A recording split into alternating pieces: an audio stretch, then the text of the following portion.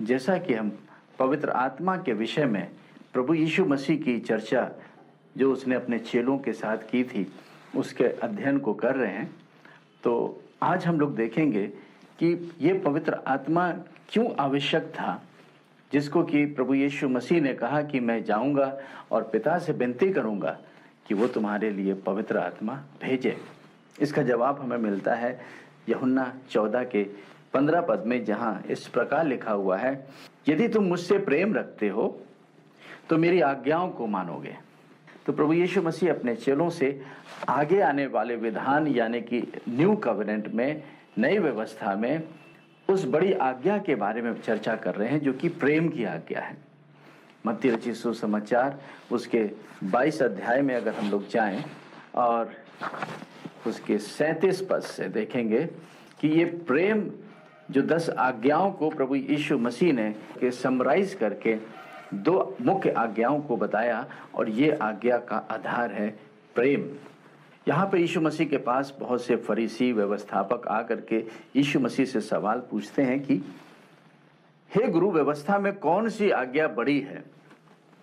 यीशु मसीह ने उनसे कहा, तू परमेश्वर अपने प्रभु से अपने सारे मन और अपने सारे प्राण और अपने सारी बुद्धि के साथ प्रेम रख। बड़ी और मुख्य आज्ञा तो यही है, और उसी के समान यह दूसरी भी कि तू अपने पड़ोसी से अपने समान प्रेम रख। तो प्रभु यीशु मसीह अपने चेलों को ये आज्ञा दे रहे हैं कि अगर तुम मुझसे प्रेम करते हो तो तुम्हें परमेश्वर से प्रेम करना होगा और अपने साथियों से भी प्रेम करना होगा। तो ये चेले कैसे प्रेम कर सकते हैं? मनुष्य की रचना में जो पाप का प्रभाव पड़ा, उसी की वजह से आज मनुष्य जो है वो परमेश्वर के स्वभाव से अलग हो गया, और इसलिए उसके जीवन में असंभव है कि वो परमेश्वर से भी प्रेम कर सके और मनुष्य से भी प्रेम कर सके।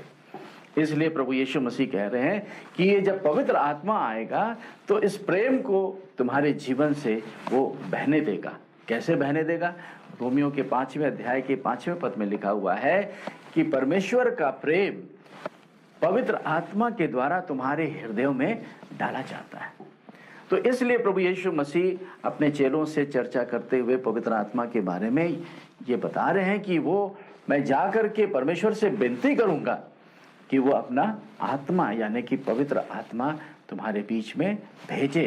तो आज भी हमारे लिए ये पवित्र आत्मा बहुत महत्वपूर्ण है। बिना इसके हम परमेश्वर के स्वभाव को नहीं पा सकते। बिना पवित्र आत्मा के हम परमेश्वर की आज्ञाओं को भी पूरा नहीं कर सकते।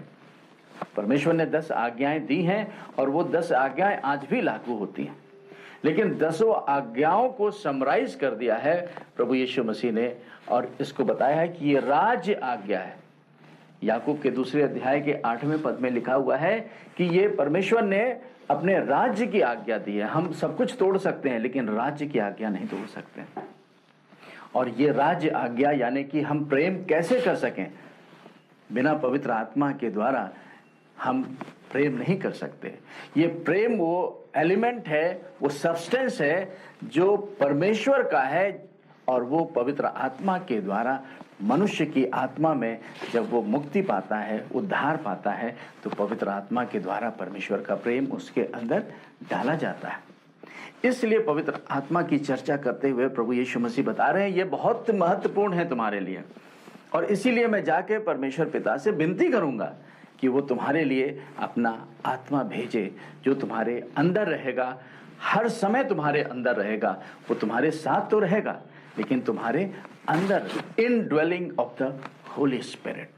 और ये सबसे बड़ा कार्य है पवित्र आत्मा का, जो हमारे मनुष्य के स्वभाव को, मनुष्य के जीवन को परिवर्तित कर देता है, जिसको हम कहते हैं कि परमेश्वर का प्रेम यानी कि ये पवित्र आत्मा का फल है, जो हर एक के जीवन में वो देखना चाहता है कि वो फल हमारे जीवन में फले।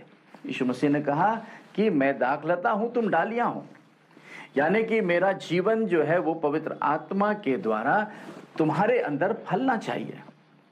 तो पवित्र आत्मा परमेश्वर की आज्ञा को मानने के लिए हमारी सहायता करता है, और सबसे बड़ी आज्ञा वो ये कहता है कि हमें एक दूसरे से प्रेम करना चाहिए। तो ये तो सबसे महत्वपूर्ण काम था पवित्र आत्मा का, जो यीशु मसीह के चेलों के जीवन में भी महत्वपूर्ण था, और आज हर एक जो उनके चेलों के वचनों को सुनकर यीशु मसीह पर विश्वास करते हैं, विश्वासी कहलाते हैं, उनके भी जीवन में उसी प्रकार से ये लागू होता है। इसके बाद पवित्र आत्मा के लिए यीशु मसीह जो चर्चा कर रहे हैं उसमें ये बता रहे हैं कि मैं विनती क्यों करूंगा।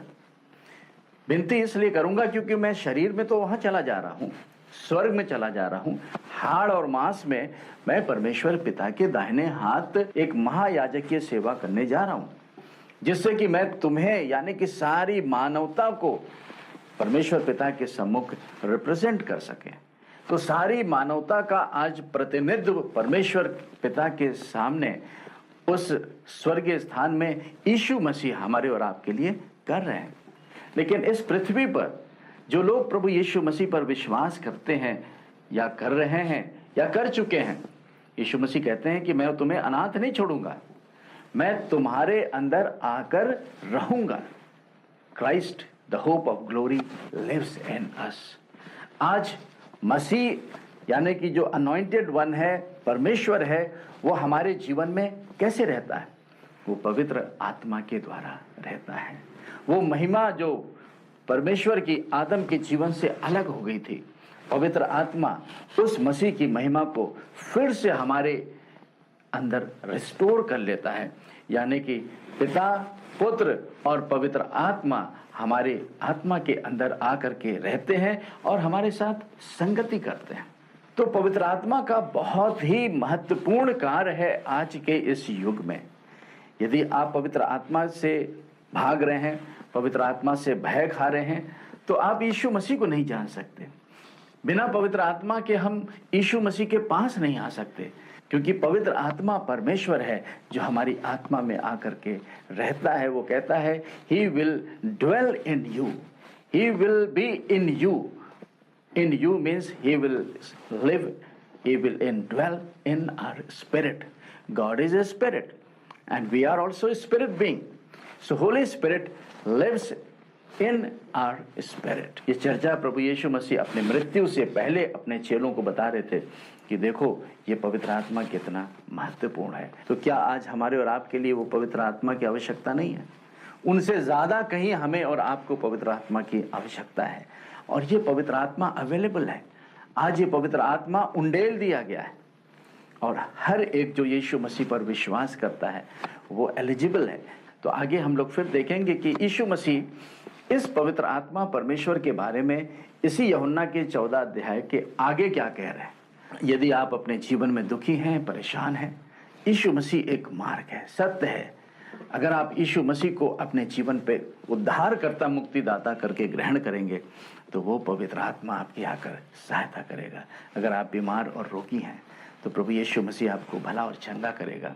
हम प्रभु यीशु मसीह के नाम से हर एक बीमारी, रोग, हर एक श्राप, हर एक दुष्टता की आत्मिक सेनाएं जो आपके विरोध में काम करती हैं, प्रभु यीशु मसीह के सामर्थ्य नाम से हम अपने दर्शकों के जीवन पे से तोड़ते हैं और ये प्रार्थना करते हैं कि प्रभु यीशु मसीह के क्रूस का प्रकाशन इनके जीवनों पे पड़े और ये उस उद्धार, मुक्ति और अनंत काल के आनंद को पा सके।